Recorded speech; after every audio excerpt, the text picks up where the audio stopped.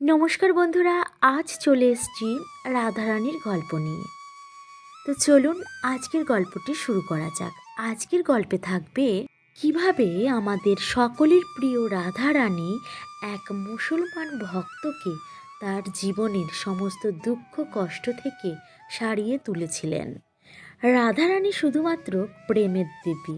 তার কাছে কোনো ধর্ম, বর্ণ, জাতি, সম্প্রদায়, গোত্র এসবের কোনো মূল্য নেই রাধারানীর কাছে। আছে শুধু প্রেম আর ভক্তির বন্ধন। রাধারানীকে জিততে হলে শুধু মনে সত্যিকারের প্রেম আর ভক্তিরই প্রয়োজন। আর কোনো কিছু তার কাছে গুরুত্ব রাখে না। তার সাথে এটাও শুনবো কিভাবে রাধারানী এক পাগলকে উদ্ধার করে মহান ভক্ততে পরিণত করেছিলেন। তাহলে চলুন আজকের গল্পটি শুরু করা যাক। আমরা সবাই জানি রাধারানীর ভূমি হল বার্সানা। এখানে রাধারানীর এক মন্দিরও আছে। আপনাদের মধ্যে যারা বার্সানাতে গেছেন তারা নিশ্চয়ই লক্ষ্য করে থাকবেন বার্সানাতে দেবী রাধার মন্দিরের সাথে সাথে আরও একটি জিনিস দেখার মতো আছে। সেটা হলো গোলাপ খাঁয়ের স্মৃতিসৌধ। এই স্মৃতিসৌধটি সেখানে তৈরির পেছনে অনেক বড় একটি কাহিনী আছে। বার্সানাতে গোলাপ খাঁ নামের একজন মুসলমান বসবাস করতেন। গোলাপ খাঁ খুবই গরিব মানুষ ছিলেন, কিন্তু সে খুব ভালো সারেঙ্গি বাজাতে পারতেন। আর সেই জন্যই রাধারানীর মন্দিরের পূজারী তাকে বলেছিলেন মন্দিরে যখন নাম যজ্ঞ এই সমস্ত অনুষ্ঠান হবে তখন যেন তিনি এখানে এসে সারেঙ্গি বাজিয়ে দিয়ে যান। আর তারই কথা মতো রোজ গোলাপ খাঁ মন্দিরের সিঁড়িতে বসে সারেঙ্গি বাজাতে শুরু করেন।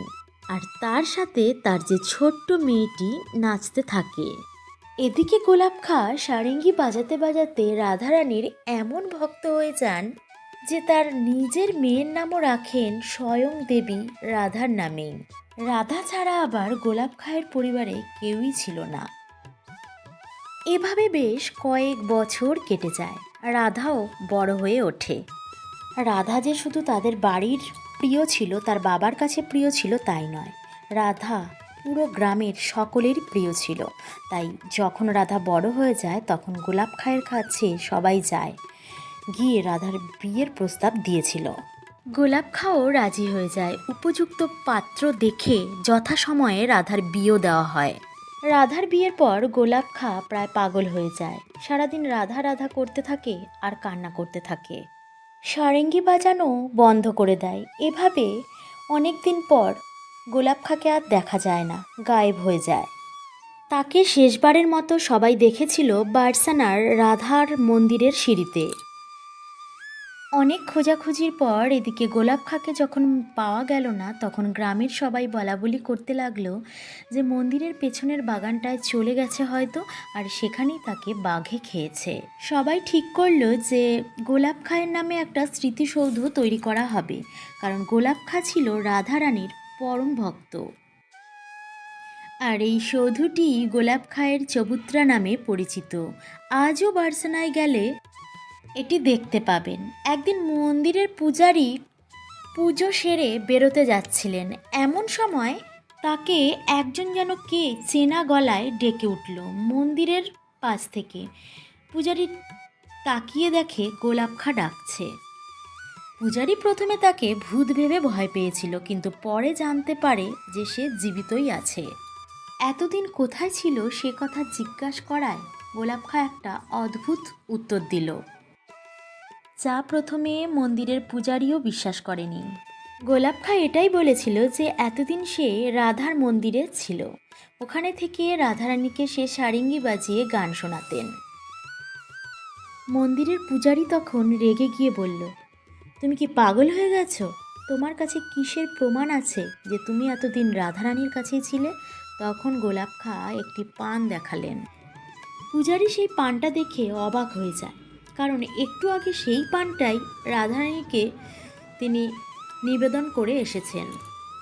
তখন পূজারী জিজ্ঞেস করলো ওর কাছে, মানে গোলাপ খাঁয়ের কাছে পানটা কি করে এলো? তখন গোলাপ খাঁ উত্তরে জানালেন যে স্বয়ং রাধারানী তাকে এই পানটা দিয়েছে। পণ্ডিত তখন সমস্ত কিছুই বুঝতে পারছিলেন, তাই জিজ্ঞেস করলেন যে তুমি কি করে রাধারানীর কৃপা পেলে। আমি এতদিন ধরে মন্দিরের পুজো করে আসছি, কোথায় দেবী তো আমাকে কোনো দিন দর্শনও দিল না। আর তাছাড়া তুমি তো বলে পূজারী থেমে গেলেন। তখন গোলাপ খাঁ বলতে লাগলো, আমি যখন না খেয়ে না দিয়ে 3 দিন মন্দিরের সিঁড়িতে বসেছিলাম আর রাধা রাধা করে ডাকছিলাম, কাঁদছিলাম, তখন আমাদের দয়াময়ী মা থাকতে না পেরে মন্দির থেকে কন্যার বেশে বেরিয়ে আসেন। এসে এটাই বলল যে বাবা তুমি সারেঙ্গি বাজাও, আমি নাচবো। তার কথা মতো আমি সারেঙ্গি বাজাতে শুরু করলাম। আমি কিন্তু এটাও জানি না আমার হাতে তখন সারেঙ্গি কোথা থেকে এলো। আমার সারেঙ্গি বাজানোর সাথে সাথে মেয়েটা নাচতে শুরু করলো, আর আমি মন্ত্রমুগ্ধ হয়ে তা দেখতে লাগলাম। আমি আমার চোখ সরাতে পারছিলাম না। মেয়েটা নাচতে নাচতে মন্দিরের ভেতরে ঢুকে গেল। আমিও মেয়েটার পেছন পেছন রাধা রাধা বলে ডাকতে ডাকতে মন্দিরের ভেতরে ঢুকে গেলাম। মন্দিরের ভিতর ঢুকতেই আমি দেখলাম রাধারানী তার অষ্টসখী নিয়ে মহলের মধ্যে বসে আছে।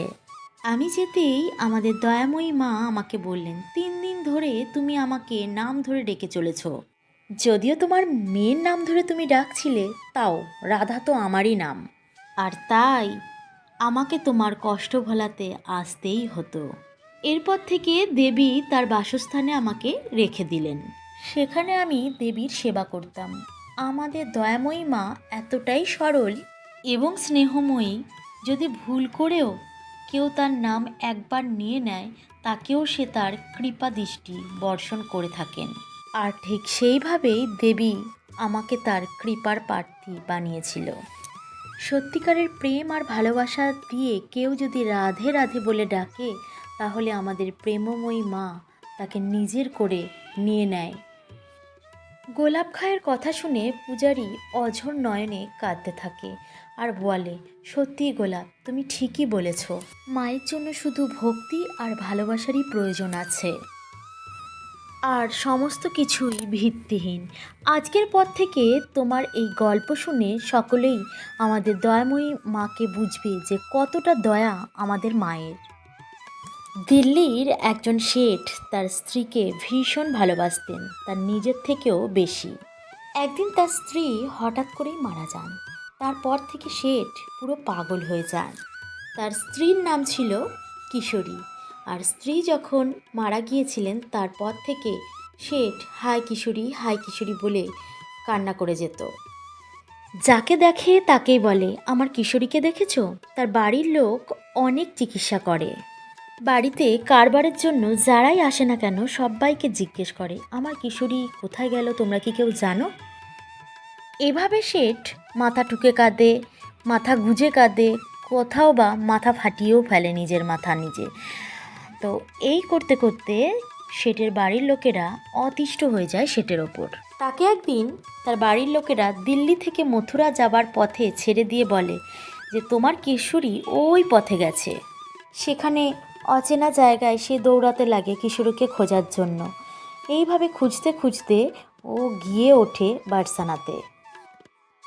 আর বার্সানার লোক তখন ভাবতে লাগে এটা বার্সানা, আর বার্সানাতে কিশোরী পাগল হতেই পারে। এইভাবে অনেক দিন কেটে যায়। একদিন গভীর রাতে বার্সানার জঙ্গলে গিয়ে হাই কিশোরী বলে আবার কান্নাকাটি জুড়ে দেয়। আর সেই দিনই রাধারানী তার অষ্টসখীর সাথে ভ্রমণে বেরোয়, আর এই কথাটি সে শুনতেও পায়। তখন রাধারানী তার অষ্টসখীর মধ্যে একজন সখী ছিল ললিতা। ললিতাকে বলল, দেখো দেখো ললিতা, কে যেন আমার নাম ধরে এত করুণ স্বরে ডাকছে। কে এমন করুণ স্বরে আমায় ডাকে? কিছুক্ষণ পর ললিতা ফিরে এসে বলে, তোমাকে নয়, ও ওর মরা স্ত্রীকে ডাকছে। ওর মরা স্ত্রীর নামও কিশোরী। তখন রাধারানী তার ললিতা সখীকে বলল, কিন্তু ললিতা, এই বনের মধ্যে তো আমি একমাত্র কিশোরী। আমার নাম ধরে কেউ এমন করুণ স্বরে ডাকছে আর আমি যাব না? এই বলে রাধারানী যাওয়ার চেষ্টা করে। তার অষ্টসখী তাকে অনেকবার বারণ করেছিল, কিন্তু তা সত্ত্বেও রাধারানী তাদের কথা শোনেনি। তারপর সে শেঠের সামনে গিয়ে দাঁড়ায় আর বলে, এই তো আমি এসে গেছি, তোমার কিশোরী, কি বলবে আমায় বলো? সঙ্গে সঙ্গে শেঠ রাধার রূপ দেখে মুগ্ধ হয়ে যায়, সাথে সাথে তার মরা স্ত্রীর কথাও তার মাথা থেকে চলে যায়। শেঠের জীবনের যত দুঃখ কষ্ট বেদনা ছিল সমস্ত কিছু মুছে যায়। এতদিনের দুঃখ কষ্ট যা কিছু ছিল সমস্ত কিছুই শেষ হয়ে যায়। তারপর রাধারানী শেঠকে বুকে জড়িয়ে ধরে বলে, পাগলের মতো হাই কিশোরী করে চলেছিস। আজ থেকে তুই আমার অষ্ট সখী দলের অলি হলি। অলি মানে সখী। আর তারপর দেবী তার নাম স্বয়ং রেখেছিলেন অলি কিশোরী, কারণ সে সব সময় বলতো আরে কিশোরী, তাই জন্য দেবী স্বয়ং তার নাম দিয়েছিল অলি কিশোরী। তারপর দেবী তাকে আদেশ দিয়েছিলেন দেবীরই একজন পরম ভক্তের কাছ থেকে গুরু দীক্ষা নেওয়ার। দেবীর কথা মতো দীক্ষাও নিয়েছিলেন। পরবর্তীকালে তিনি একজন ভজনকারে পরিণত হয়ে যান। আচ্ছা বন্ধুরা, আজকে যে দুটো গল্প আপনারা শুনলেন তার মধ্যে কোন গল্পটি আপনাদের ভীষণ ভালো লেগেছে সেটি আমার কমেন্ট বক্সে জানিয়ে যাবেন। তো আজকের মতো এই পর্যন্তই, আবার দেখা হচ্ছে অন্য একটা নতুন ভিডিওর সাথে। ততক্ষণ ভালো থাকবেন, সুস্থ থাকবেন। নমস্কার।